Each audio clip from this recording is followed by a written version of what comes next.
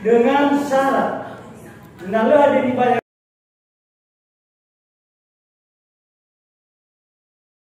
Episode 63, Benih Sang CEO Arogan.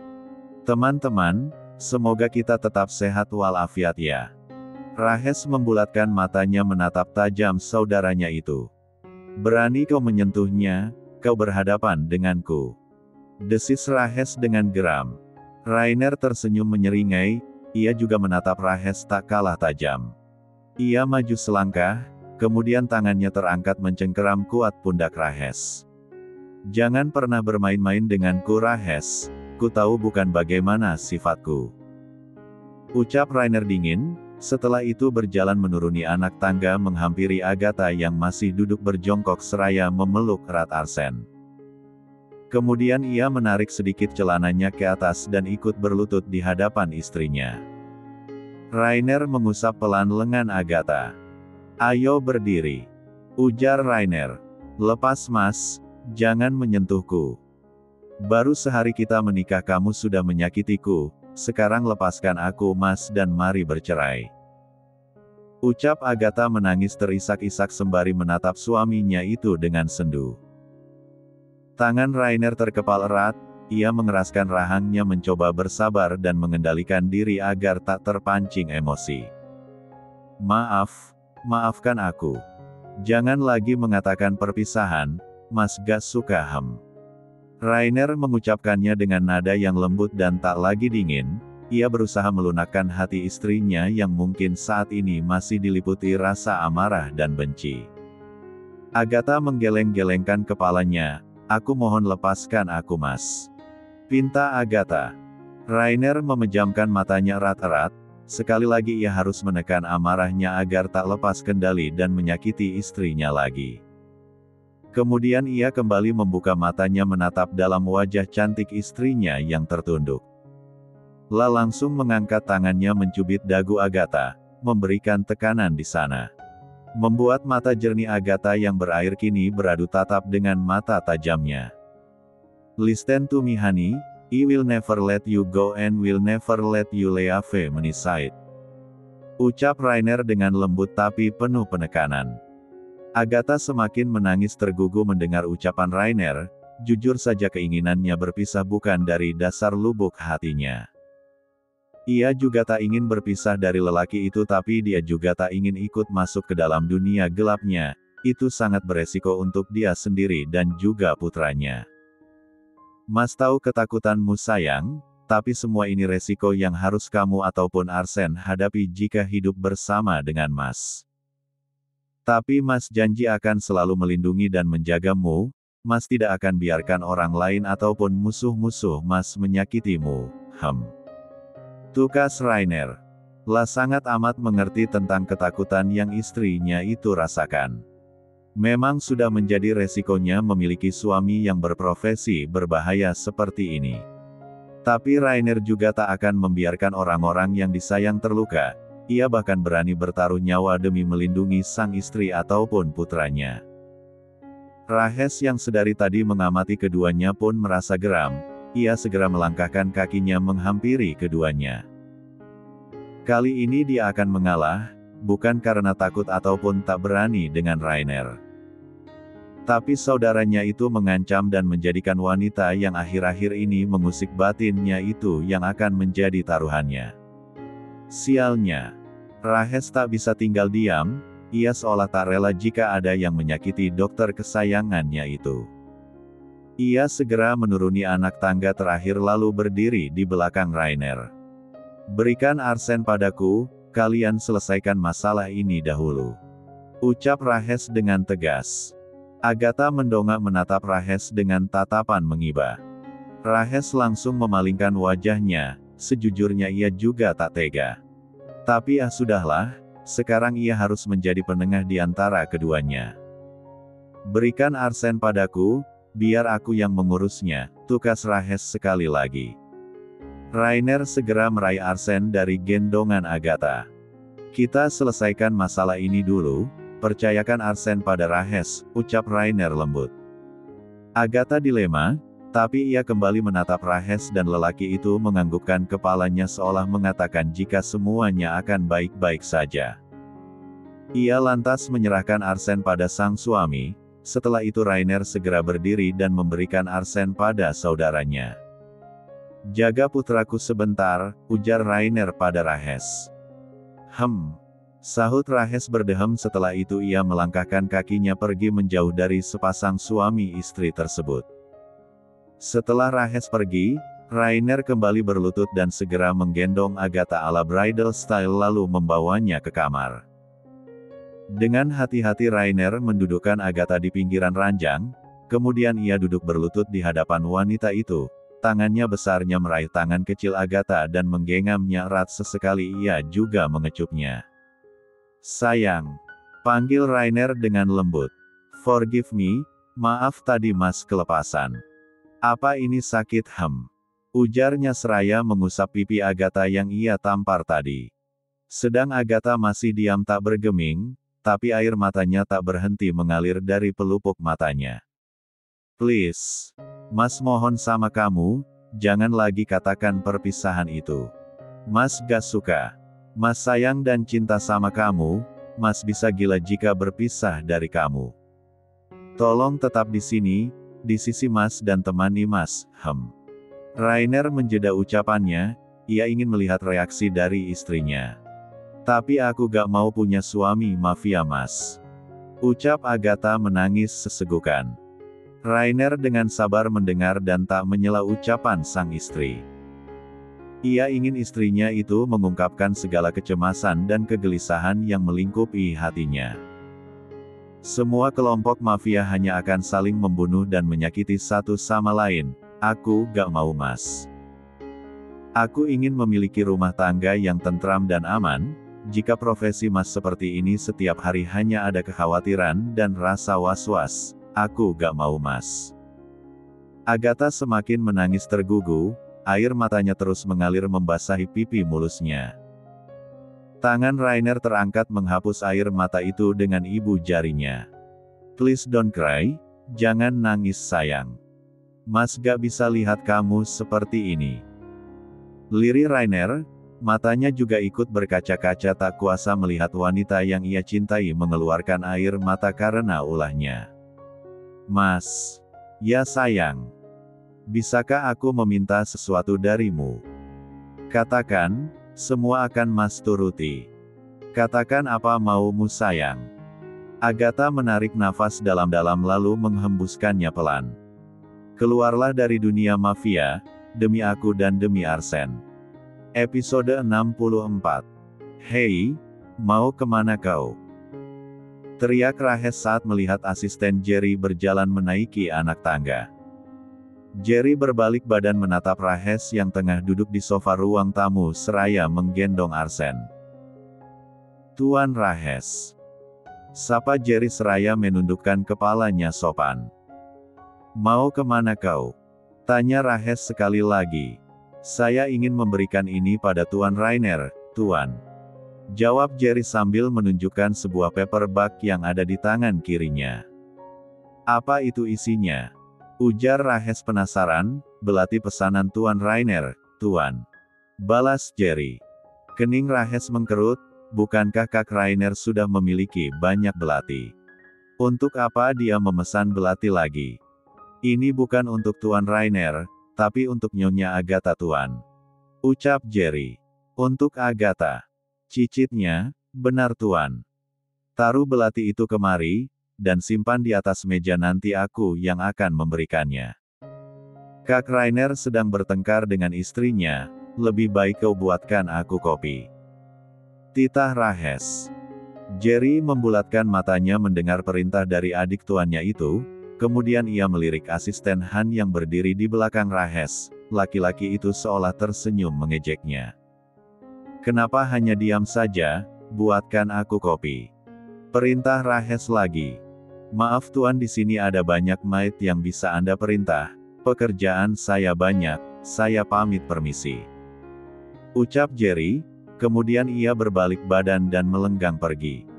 Tapi sebelum itu ia menaruh paperback yang berisi belati itu di atas meja dekat Rahes duduk. "Han," panggil Rahes. "Ya Tuan," sahut asisten Han. "Kau saja yang buatkan kopi." Titahnya. "Maaf Tuan, saya tidak bis. Aku tak menerima bantahan Han, cepat buatkan aku kopi sebelum ku potong gajimu," ancam Rahes. Mendengar itu Han menghela nafas kasar, di dalam hatinya terus mengumpati Jerry dan juga Rahes. "Ah sialan," umpat Han dalam hati. "Ekhem, jangan banyak mengumpat Han. Cepat ke dapur dan buatkan aku kopi, oh ya buatkan juga keponakanku ini susu sepertinya dia sudah lapar," perintah Rahes. "Maaf Tuan, baik akan segera saya buatkan," ucap Han. Setelah itu ia bergegas melangkahkan kakinya menuju dapur yang ada di mansion Rainer. Sesampainya di dapur, Han langsung mencari di mana tempat gula dan kopi. Matanya menyisiri sekeliling dapur tapi mulutnya tak berhenti mengumpat. "Sialan. Aku ini asisten seorang mafia yang paling ditakuti, kenapa sekarang berganti jadi tukang bikin kopi?" Gerutu Han seraya tangannya membuka rak kabinet atas. Saat akan mengambil botol penyimpanan gula, ia dikejutkan dengan suara wanita yang tiba-tiba menyapa indera pendengarannya. "Tuan, ada yang bisa saya bantu?" ucap wanita itu. Sontak Han membalikkan badannya, sambil memaki wanita itu. "Brongsek, kau mengagetkanku sialan," sentak asisten Han. Wanita itu menundukkan kepalanya takut. "Maaf Tuan, saya tidak bermaksud membuat Anda terkejut." Han berdecak kesal, tapi kemudian matanya memicing menatap wanita itu yang berpakaian seragam maid. Han seperti mengenal suaranya. "Mila," cicit Han. Wanita yang dipanggil pun mendongak menatap Han, ia juga tak kalah terkejutnya dengan apa yang dia lihat. "Han, iya kamu Han kan?"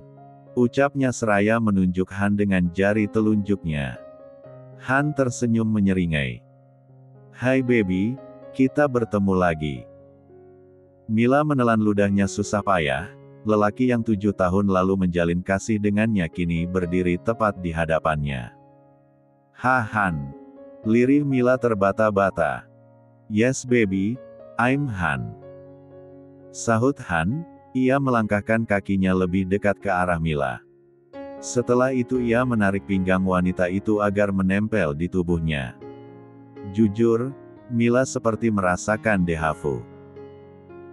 Susah payah ia melupakan Han, kini lelaki itu kembali muncul di hadapannya dan memperlakukannya dia sama saat 7 tahun yang lalu. "Kau semakin cantik darling," bisik Han. "Lepaskan aku Han, nanti Tuan Rainer bisa marah jika melihat aku tidak bekerja," ucap Mila seraya mendorong tubuh tegap Han. "Ses. Jangan memberontak sayang, diam dan menurutlah, Han kembali berbisik tepat di telinga Mila. Tapi, Han." Terdengar suara teriakan Rahes dari arah ruang tamu. "Ya Tuan," sahut Han juga berteriak. "Kali ini aku akan melepaskanmu, tapi lain waktu jangan harap kamu bisa bebas dariku." Setelah mengucapkan itu, Han langsung melepaskan tangannya dari pinggang ramping Mila. Dan Mila buru-buru melangkahkan kakinya pergi meninggalkan Han. Di kamar. "Keluarlah dari dunia mafia, demi aku dan demi Arsen," pinta Agatha. Rainer langsung berdiri dan melangkah ke arah balkon. Kedua tangannya ia masukkan ke dalam saku celana. Mata tajamnya menatap lurus ke depan. "Aku tidak bisa," ucap Rainer datar dan tanpa berbalik badan menatap istrinya. Agatha beranjak dari duduknya lalu berjalan mendekati Rainer dan berdiri di samping lelaki itu. "Kenapa Mas? Semua itu demi kebaikan kita, rumah tangga kita," ujar Agatha. "Saat aku memilih terjun ke dunia gelap ini, aku sudah memikirkan resiko dan konsekuensi yang aku tanggung. Jika aku keluar dari mafia ini akan banyak korban jiwa yang berjatuhan. Musuh-musuhku akan dengan mudah menyerang tanpa adanya persiapan. Dan banyak dari anak buahku yang menggantungkan hidupnya dengan klan mafia Golden Eagle. Mereka mencari uang hanya dengan cara bergabung di sini. Ucap Rainer panjang lebar menjelaskan. Kau pun harus bisa menyesuaikan diri dengan kehidupanku Agatha. Mau tidak mau kau juga harus siap dengan resikonya. Baiklah Mas, aku akan belajar menyesuaikan diri dengan kehidupanmu ini. Tapi bagaimana dengan Arsen Mas, dia masih bayi. Tukas Agatha. Rainer menoleh menatap istrinya itu lekat-lekat. Tangannya terangkat menyentuh kedua pundak Agatha. Terima kasih sudah mau memahamiku, kelak Arsen yang akan menjadi penerus kepemimpinan mafia ini. Kata Rainer dengan tegas. Aku gak setuju Mas, ini terlalu beresiko. Bantah Agatha. Sudah menjadi konsekuensi yang harus Arsen jalani. Dia lahir dari benih seorang mafia dan di dalam tubuhnya mengalir darah mafia. Jangan khawatir, kelak Arsen akan tumbuh menjadi lelaki yang lebih kuat dari dedinya, ia akan menjadi pemimpin yang paling ditakuti dan disegani. Agatha diam tak bergeming mendengar ucapan suaminya. Jujur, sebenarnya ia belum siap dengan semua ini. Semuanya terlalu cepat. Ia bimbang dan dilema. Hatinya benar-benar merasakan was-was dan kekhawatiran yang mendalam. Sayang. Panggil Rainer dengan lembut kala istrinya itu hanya diam melamun seraya menatapnya. Ya Mas. Nanti Mas akan ajari kamu bela diri, Mas sudah pesankan belati untuk kamu. Belati? Buat apa Mas? Buat jaga-jaga sayang. Sekarang kamu sudah tahu jika suamimu ini seorang mafia. Dan musuh-musuh Mas ada di mana-mana, persiapkan dirimu sayang. Episode 65. Brak. Han, apa yang kau tabrak? Sentak Rahes, tubuhnya hampir tersungkur ke depan, beruntung ia memakai seatbelt. Maaf Tuan, saya akan periksa dahulu. Ucap Han. Kemudian ia segera keluar dari mobil dan bergegas memeriksa apa yang baru saja ia tabrak. Sontak matanya membulat melihat seorang wanita, yang tak sengaja ia tabrak itu jatuh tergeletak tak sadarkan diri, keningnya sudah mengeluarkan D4 rah. Rahes yang penasaran pun juga ikut keluar dari mobil, dan berdiri di samping pintu mobil seraya mematikan api di rokok yang terselip di sela bibirnya yang tebal. Ada apa Han? Tanya Rahes sambil menyesap kuat-kuat nikotin itu. Maaf Tuan, saya tak sengaja menabrak Dokter Jelita. Ujar Han menyesali. Mendengar nama Dokter Jelita, Rahes langsung melangkahkan kakinya cepat mendekati Han. Matanya seketika membulat melihat kepala wanita itu sudah berlumur darah. Baf! Rahes memukul kuat lengan Han. Bodoh kamu Han! Maki Rahes. Ia bergegas mendekati Dokter Jelita lalu segera mengangkat wanita itu dan membawanya masuk ke mobil. Masuk atau ku tinggal? Bentak Rahes saat asisten Han tak kunjung masuk ke dalam mobil hanya berdiam diri sambil melamun. Baik Tuan, buru-buru Han bergegas masuk ke mobil dan duduk di kursi kemudi. Ke mansion, cepat. Perintah Rahes. Tidak ke rumah sakit saja Tuan. Ujar asisten Han. Panggil saja Dr. Harvey, ucapnya tegas tak terbantahkan, sorot matanya tak lepas menatap wajah Dokter Jelita yang terlihat memucat. Jujur saja, hatinya nyeri melihat kondisi wanita yang ada di pangkuannya itu. Mata yang terpejam dan kening yang mengeluarkan darah. Demi apapun, hati Rahes terasa seperti disayat-sayat. Jika biasanya ia melihat darah seperti hal yang lumrah dan biasa saja tapi kali ini berbeda, rasanya ia benar-benar tak kuat. Ingin sekali ia menangis, bahkan mata tajamnya yang selalu menatap musuhnya dengan tatapan mengintimidasi kini sudah terasa buram tertutup oleh air mata yang jika ia berkedip akan siap mengalir dari pelupuk matanya. Kumohon bertahanlah. Ucap Rahes dalam hati. Tangan besarnya terangkat mengusap-usap pipi mulus Dokter Jelita. Han, lebih cepat. Sentak Rahes. Saya sudah mengendarainya dengan kecepatan tinggi Tuan, Tapi maaf sepertinya kita terjebak macet, ucap Han. Sialan, umpat Rahes. Matanya menyisiri ke arah luar jendela mobil, jika pulang ke mansion tidak akan mungkin bisa cepat sampai apalagi mobilnya terjebak macet. Kemudian ia melihat sebuah gedung rumah sakit yang terletak tak jauh dari tempatnya saat ini. Hanya berjarak sekitar 500 meter. Han, buka pintunya. Aku harus segera membawa dia ke rumah sakit itu, ucap Rahes seraya menunjuk rumah sakit yang ada di seberang jalan. Asisten Han mengangguk. Baik Tuan. Han segera keluar dari mobil, kemudian ia berlari mengitari setengah badan mobil itu lalu membukakan pintu untuk Rahes. Rahes langsung menggendong kembali tubuh ramping dokter jelita ala bridal style, kemudian ia bergegas membawanya ke rumah sakit yang ia tunjuk tadi. Biar saya antarkan Tuan. Ujar Han, ia berjalan lebih dulu mengawal Rahes dan membantu lelaki itu menyeberang. Brak, berhenti sialan. Umpat Han seraya menggebrak kap depan mobil yang hampir saja menabrak mereka saat menyeberang jalan. Sedang Rahes menatap tajam ke arah sopir yang mengendarai mobil itu, kemudian matanya melirik pada plat nomor polisi bagian depan mobil tersebut. Han, ingat nomor polisi mobil ini dan beri sedikit pelajaran pada sopirnya. Perintah Rahes tegas, baik Tuan. Kemudian kedua kembali melangkahkan kakinya menuju rumah sakit. Sesampainya di depan lobi rumah sakit itu Rahes langsung berteriak memanggil tim medis yang tengah berjaga. Dokter, tolong. Teriak Rahes. Beberapa tim medis yang mendengar teriakan Rahes bergegas menghampiri sambil mendorong berangkar. Bukankah itu dokter jelita? Ujar tim medis yang berjaga di bagian resepsionis. Iya, apa yang terjadi dengan dokter jelita? Dan siapa lelaki itu? Ucap temannya menimpali.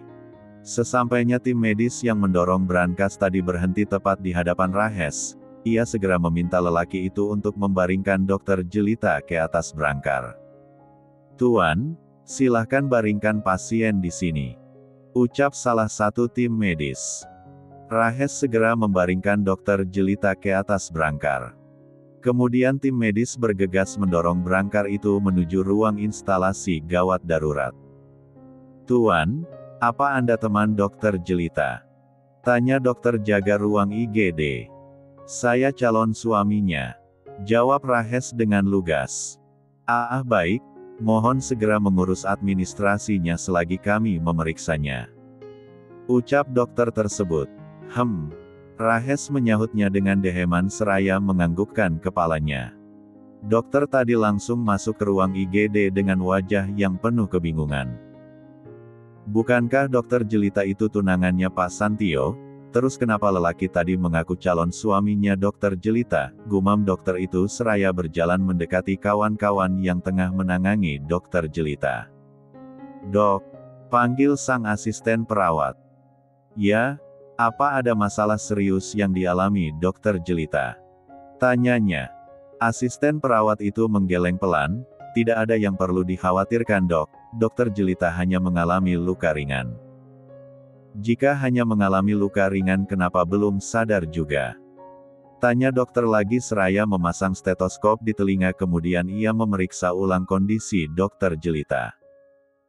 Kondisi tubuh dokter jelita yang kurang fit dan juga dia mengalami dehidrasi dok, yang mengakibatkan dokter jelita belum juga sadar. Kata perawat. Berikan tambahan suntikan infusnya, ucap dokter memberikan perintah. Baik dok.